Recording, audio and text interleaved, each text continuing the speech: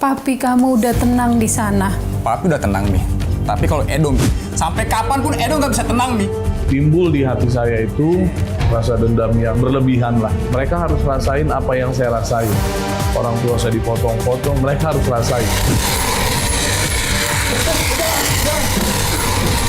Ya cincang di kepala itu berceceran dan habis karena dia membabi buta. Mati kau dengan bapakmu! Saudara, saya pernah merasakan kehilangan seseorang yang sangat saya kasihi, dan itu nggak gampang untuk bisa keluar dari rasa kesedihan itu. Saya rasa Anda juga pasti pernah mengalami itu kan.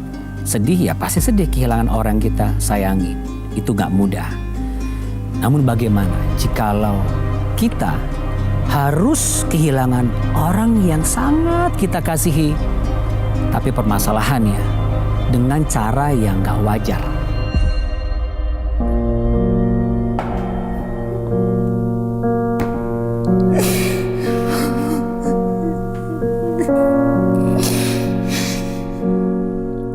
Siapapun yang membunuh papiku, kau harus merasakan apa yang aku rasakan. Kau harus mati. Umur saya 14 tahun, di situ saya kehilangan bapak saya dalam kejadian-kejadian dululah saat ada keributan. Timbul di hati saya itu rasa dendam yang berlebihan lah. Mereka harus rasain apa yang saya rasain. Yang orang tua saya ditembak, yang orang tua saya dipotong-potong, mereka harus rasain.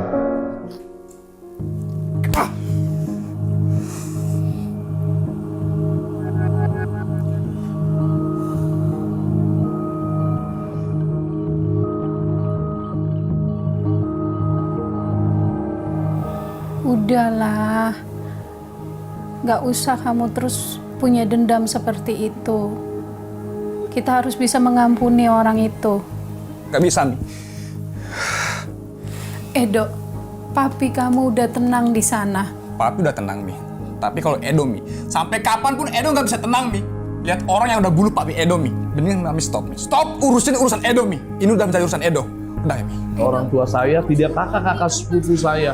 Mereka selalu mendoktrin saya, lepasin pengampunan. Lepasin. Pokoknya stop. Mami nggak usah urusin Edo lagi, ya. Oh, Stop. sabar, Nggak. Edo. Edo mau pergi, Mat. Hasme. Edo! Mereka harus rasain apa yang saya rasain. Harus.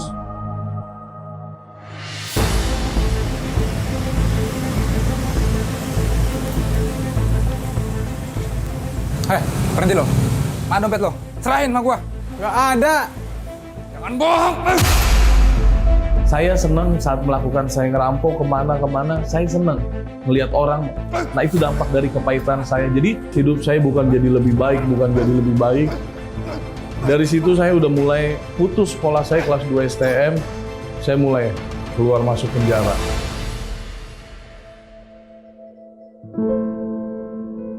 Saya keluar penjara bukan jadi lebih baik. Saya mulai kecanduan putal, morfin. Dan ini titik klimaks saya yang buat saya hidup tuh memang hari-hari saya itu harus dihabiskan dengan kejahatan. Karena saya berangkat bukan dari orang kaya, kebutuhan morfin saya 2-3 juta.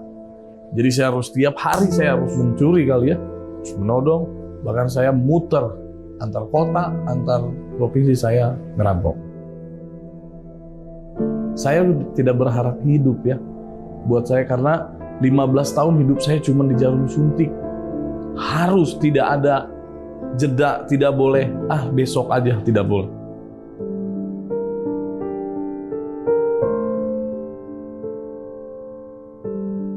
Jadi rasa dendam itu saya udah nggak tahu lagi, dibumbuinya cuman saya, hidup saya fly, bahkan mungkin bisa dibilang lupa.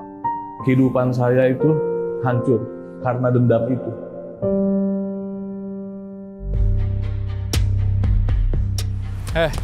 Barang gimana? Aman nggak? Aman semua bos, barang terjual semua bos. Tapi beberapa belakang ini saya diincar polisi bos. Lah, kok bisa sih? Kasih tau gua dong. Ya namanya kerja di lapangan bos, mau gimana lagi?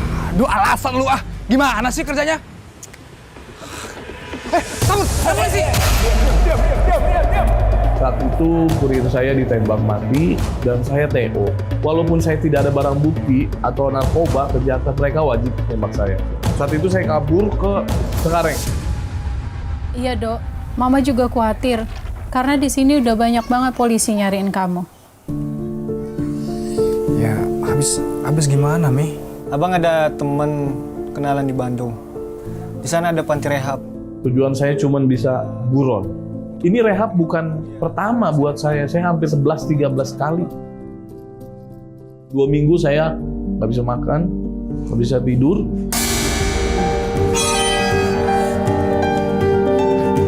Dalam rehab mereka berdoa buat saya, itu cuma program buat saya. Saya nggak ngerti cara untuk baca Alkitab. Dok, jatahnya kamu baca, saya nggak tahu makna ini, nggak tahu. Cukup lama saya untuk terima Tuhan, karena di otak saya itu narkoba, kepahitan. Ketika pertama kali Edo datang ke rumah pemulihan kami, dia dalam keadaan terikat oleh narkotik, namun di waktu yang bersamaan dia penuh kemarahan, dia penuh kebencian, emosi yang sangat tidak stabil. Jadi pada saat dia pertama kali datang, keadaan dia begitu berantakan sekali dengan gaya hidup dan juga dengan apa yang dia lalui di masa lalunya. Matius 6 ayat 14. Karena jikalau kamu mengampuni kesalahan orang, Bapamu yang di surga juga akan mengampuni kamu. Tetapi jikalau kamu tidak mengampuni orang, Bapamu juga tidak akan mengampuni kesalahanmu. Ya berjalannya waktu, baca Alkitab sendiri di aula. Ini nggak pernah saya pegang, Bang. Alkitab ini buat alat linting saya kalau di rehab-rehab lain. Nah, saya mulai terus berjalannya waktu. Saat itu abang saya married. Abang sepupu saya married. Malamnya kita worship di tempat itu. Tapi nggak tahu gimana mereka semua tertujunya sama saya. Nggak ada yang lain diobrolin, cuma satu kata, lepasin pengampunan. Lepaskan pengampunan dan buat dia bisa menerima apa yang terjadi dalam dirinya dan menjalani hari-harinya. Jangan biarkan iblis menguasai dirinya, tetapi merdekakan dia dengan kasih-Mu. Tapi di situ saya perang hati saya. Tiba-tiba nggak tahu gimana saya nangis. Ya, sepertinya pesta abang ini cukup meriah ya, Bu ya? Iya, Ya. Ini juga makanannya udah disediain, ya semoga undangannya pada datang semua ya, Bu ya? Amin. Saya ditemuin sama orang-orang ya yang saat itu saya cari bertahun-tahun. Dia yang bikin bapak saya nggak ada, karena mereka yang bikin saya yatim. Jadi itu perang buat saya. Saya ngelangkah tapi berat, kaki saya ini berat. Saya harus ketemu orang yang ya tahun-tahun saya nyari mereka. Mereka harus saya bantu. Kamu anaknya Bapak Huta Soid ya? Kamu udah besar ya? Iya, benar Pak. Saya anaknya Bapak Ustadz Soid yang tempo hari bapak saya meninggal, Pak. Jadi saat itu di kuping saya tuh makan dong, bantai. Lu nggak ada lagi kesempatan ini. Dan saya nyaris tidak kontrol. Sabar, Edo. Kamu harus bisa mengampuni. Maafkan kami atas kejadian yang dulu ya. Iya, waktu itu terjadi kekilapan sehingga begitu cepat waktu berlalu. Sehingga kami minta maaf.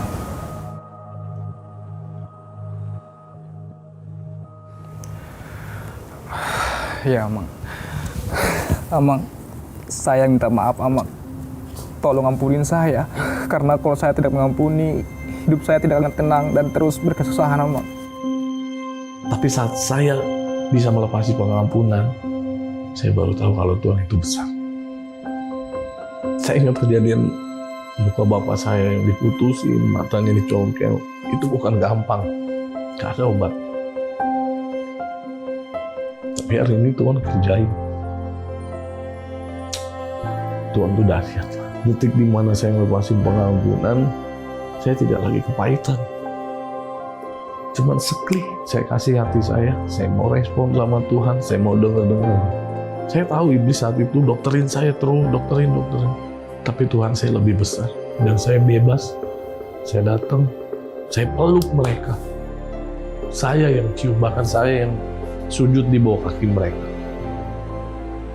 Jadi saya ambil keputusan tuh, saya mau ikut Tuhan. saya melihat dia mulai membuka hati untuk Tuhan bisa masuk ke dalam hidupnya, kebenaran masuk ke dalam hidupnya, dan di titik itulah dia mau memberikan pengampunan yang sama kepada pribadi yang menyakiti dia. Dan sejak saat itulah dia mulai mengalami perubahan yang sangat luar biasa.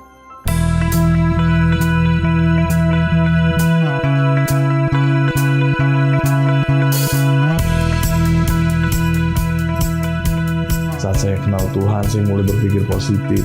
Iya ya, kalau bokap gue saat itu hidup, gue gak akan sepanjang ini umurnya. Masih lebih nakal, lebih hancur. Saya bersyukur ya. Maksudnya bersyukur saya bisa berarti buat orang. Orang ini gak pernah seneng sama saya.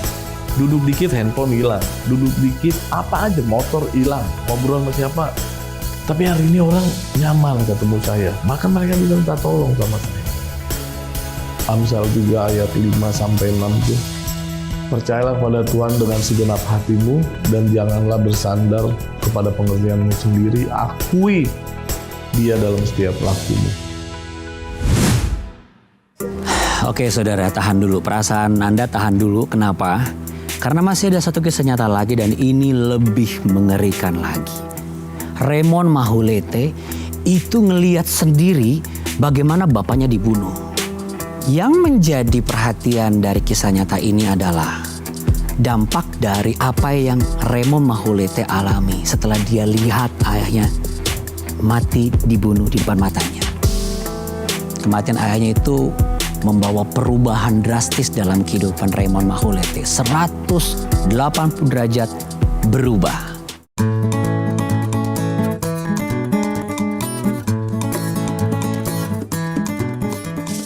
Bapak saya adalah seorang yang pekerja keras dan swasta berhasil karena hampir yang dia inginkan semua ada. Nih, mantap. Bagus nih. Semua kualitasnya baik. Harga murah juga nih semua. Berapa harganya? Kurangin lah, jangan 350. Wah, ini udah paling murah nih, bener ketimbang yang lain.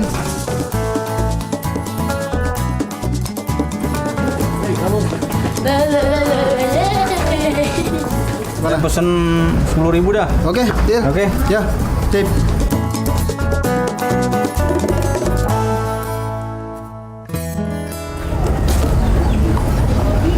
Raymond, sini. Iya, sini.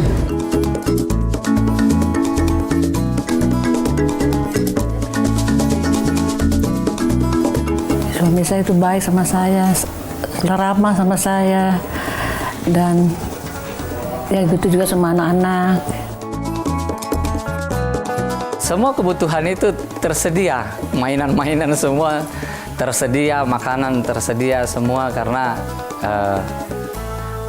mereka dari Belanda cukup sering mengirimkan paket-paket. Saudara saya ini datang. Mana harta milik saya? Hei, ngapain kamu sini? Mana harta milik saya? Berani sekali kamu bicara begitu.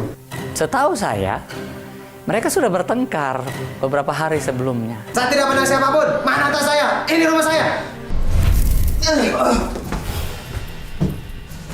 Saya lihat bapak saya masih menangkis.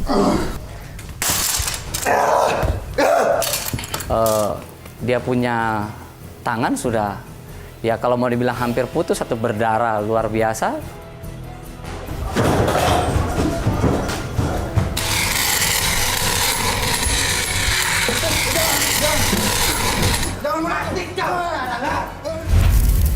Ya cincang di kepala itu, dari otak ini ya berceceran dan habis karena dia membabi buta, mencincang ke bawah.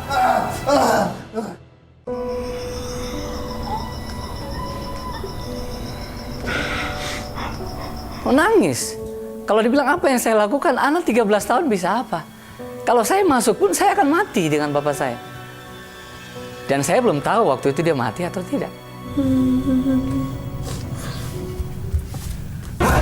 Mati kau dengan bapakmu.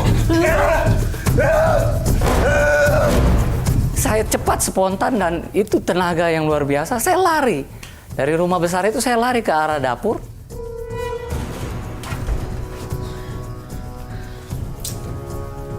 saya berteriak-teriak, keluar minta bantu orang-orang, tapi tidak satu pun yang ada. Tapi dia ikut terus dari belakang.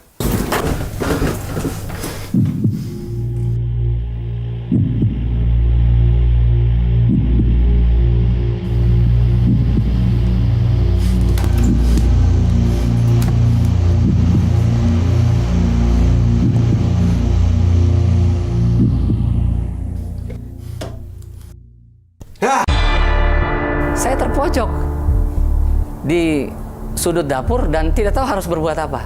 Ngapain kamu di sini, ha? Mau lari kemana kamu, ha? Mati kau sama bapakmu, ha? Dia pun mengangkat parang itu. Mati kamu sekalian dengan bapak kamu. Mau lari kemana kamu, ha? Hei, berhenti! Apa yang kamu perbuat? Hah? Ayo keluar! Kemudian saya angkat muka dan melihat ibu dari si pembunuh ini menarik tangannya turun. Jadi parang itu tidak sampai jatuh di leher saya. Ibu yang pembunuh itu panggil dia, suruh keluar, langsung suruh ke polisi.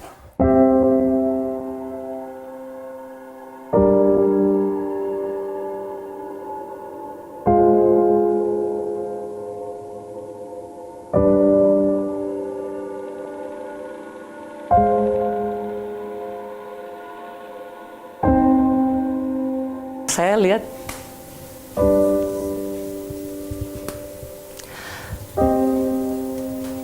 bapak saya sudah tidak bernyawa.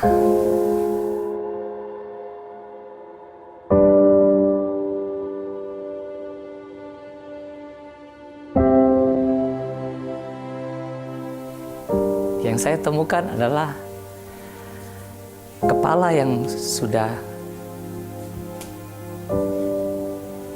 keluar semua isi otaknya dan mati di tempat. Papa, Papa. Menyesal atas perbuatan anak itu yang membunuh suami saya karena dia juga saya piara. Kenapa dia hampir rela membunuh suami hanya karena warisan itu? Jangan tinggalin Mama, Pak. Jangan tinggalin Mama, Pak. Raymond, bapakmu nggak ada, Raymond. Cuma bilang bahwa Tuhan, saya berusaha supaya rayuan saya kepada Tuhan itu bisa berhasil. Tapi kalau sekarang meninggal begini,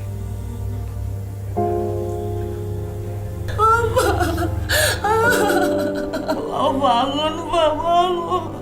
Bangun, Pak. Bangun. perasaan saya sudah gelap. Nggak akan jadi apa-apa di masa depan. Karena selama ini yang saya tahu bahwa bapak saya pegang kendali untuk semua usaha yang ada. Dan kalau beliau tidak ada, siapa yang urus semua itu?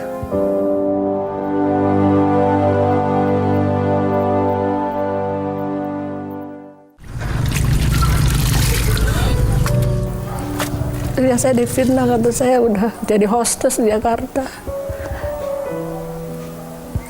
Tapi kenyataan kan enggak, saya malah jadi kuli nyuci, gosok, bahkan anak makan. Dari pagi jam 6 sampai jam 6 sore kerja.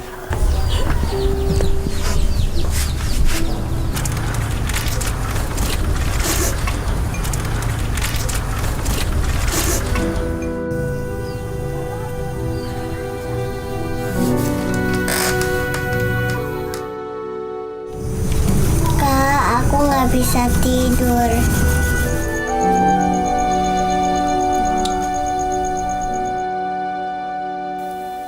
Keadaan sangat susah pada waktu itu. Karena saya ingat adik saya yang nomor 4 ini, dia kalau tidur harus pakai bantal. Cuma karena saya melihat bahwa nggak ada bantal, saya ambil sarung terigu dan saya masukkan pakaian-pakaian bekas ke dalam sarung terigu itu. Adek, ini bantalnya buat kamu. Saya bilang, ini Dek, ini bantal buat kamu. Baru dia bisa tidur. Jadi kalau bilang susah sekali, nggak bisa beli bantal. Dendam ketika itu sudah semakin menebal di hati. Dendam ketika itu sedapat mungkin kalau bisa cepat-cepat terrealisasi, dibalas. Karena gara-gara dia, hidup kami bisa seperti sekarang ini. Yang saya salahkan, ya si pembunuh itu.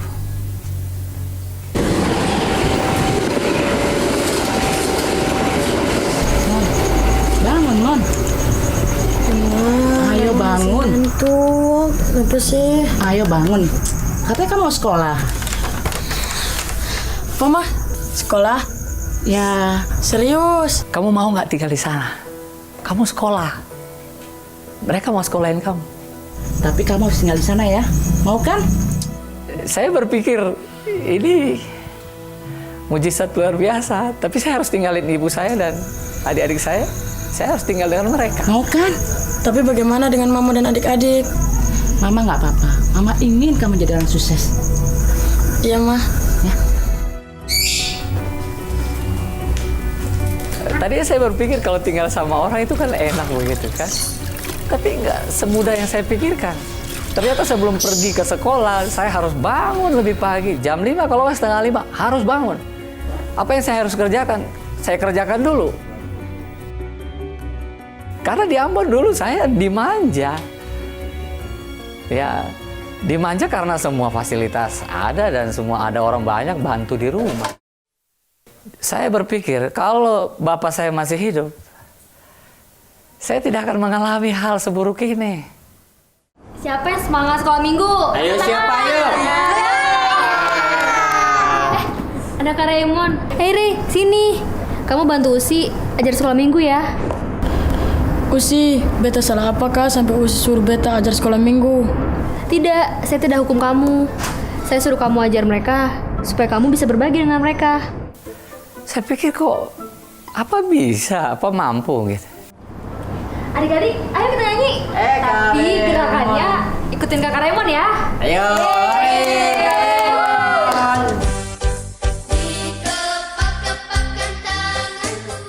Saya anggap mereka nih adik-adik saya juga. Jadi timbul satu sukacita besar di hati, ada damai, sejahtera ketika mengajar sekolah minggu di awal-awal itu. Lambat laun, kok mulai lupa dengan dendam itu?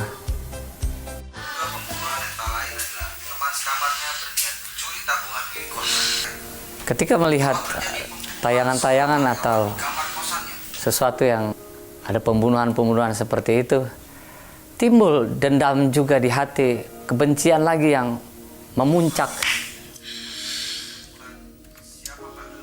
Amarah itu ada lagi. Raymond, kamu kenapa lagi? Mati Usi, dia harus mati. Hei, tenang. Tenang dulu. Karena orang banyak bilang, ampuni, lupakan. Tapi untuk melupakan kan nggak semudah itu. Beta sing sanggup lah Usi. Dendam itu selalu ika beta. Saya tahu, memang gak mudah untuk mengikis dendam itu. Tapi apa pernah Yesus ajarkan kita untuk dendam? Atau bunuh, balas bunuh? Yesus ajar kita untuk kasihlah musuhmu kan? Ingat Roma 12 ayat 19. Ya, Roma 12 ayat 19 itu di bagian akhirnya dikatakan pembalasan itu adalah hakku. Aku yang akan menuntut pembalasan. Nah, ketika Sirena sering berkata begitu dan menasihati saya, bodoh sekali saya ini ya. Kok mau saja bertahun-tahun diikat oleh dendam, sakit hati, kebencian. Padahal firman Tuhan itu bisa merubah hidup saya kalau saya mau. Oh, ketika pengampunan itu dilepaskan, air mata, tapi bukan air mata kesedihan. air mata kebahagiaan. Kelegaan. Ada kelepasan surgawi, ada sukacita besar ketika melepaskan roh pengampunan itu. Dan saya tahu, saya bukan orang hebat, saya tidak sanggup, saya tidak mampu. Ini pekerjaan Tuhan. Ini pekerjaan Roh Kudus. Ini pekerjaan firman yang benihnya sudah ditanamkan di hati.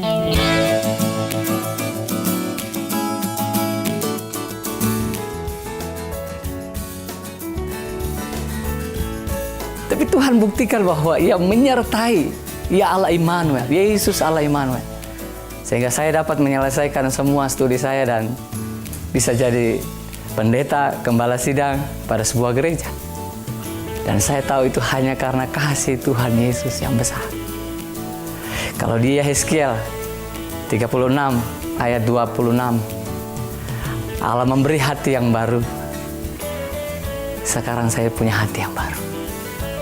Hati yang bisa mengampuni, mengasihi.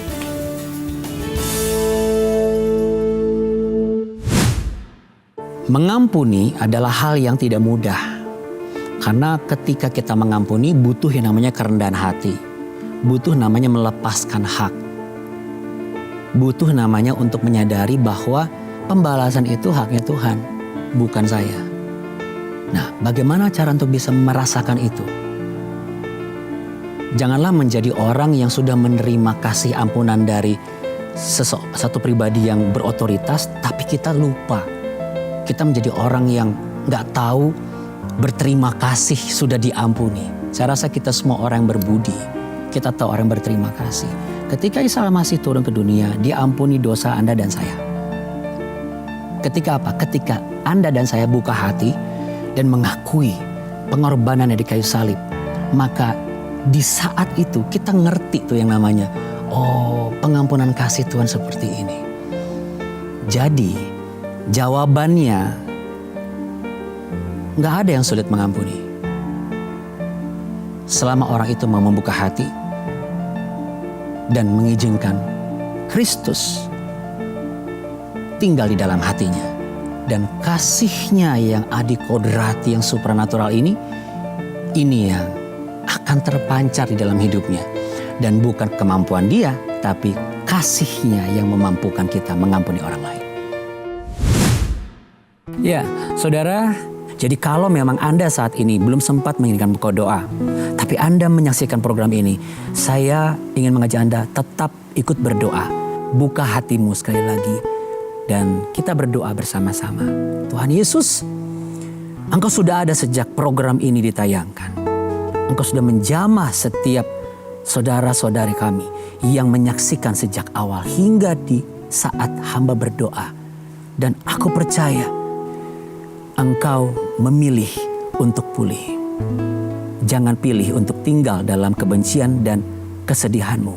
Dendam kesumatmu itu pilihan. Tapi pilihlah saat ini kesempatanmu untuk dipulihkan. Dan ketika engkau memilih apa yang Tuhan sodorkan kepadamu, Tuhan sendiri yang akan menyeka air matamu. Dia akan menopangmu. Dia memeliharamu dan anakmu. Dan dia juga akan membela rumah tanggamu. Dalam nama Tuhan Yesus. Dan aku percaya. Amin. Puji Tuhan. Ya. Ya, saudara, kalau Anda diberkati dengan pembahasan kita kali ini, tayangan hari ini, Anda juga jangan lupa bagikan juga ke teman-teman Anda, ya. Kalau Anda juga merasa, saya kayaknya butuh dikuatkan loh hari-hari saya. Kunjungi jawaban.com kami. Baca artikel yang ada di sana. Terlebih lagi kalau Anda ikut follow Instagram kami, Facebook kami, atau YouTube kami. Nah, Anda semakin dikuatkan tuh. Kenapa? Karena semua yang ada di sana, konten-konten kami yang pasti bukan hoak, kisah nyata. Dan itulah yang akan meneguhkan bahwa Anda sudah tepat untuk melakukan apa yang selama ini Anda dapatkan di dalam Tuhan. Memang masalah selalu datang bertubi-tubi, tapi kita nggak perlu takut lagi. Karena apapun masalah yang akan kita hadapi sekarang ataupun nanti, kita boleh percaya. Di dalam Tuhan, pasti ada solusi. Jangan lupa ya.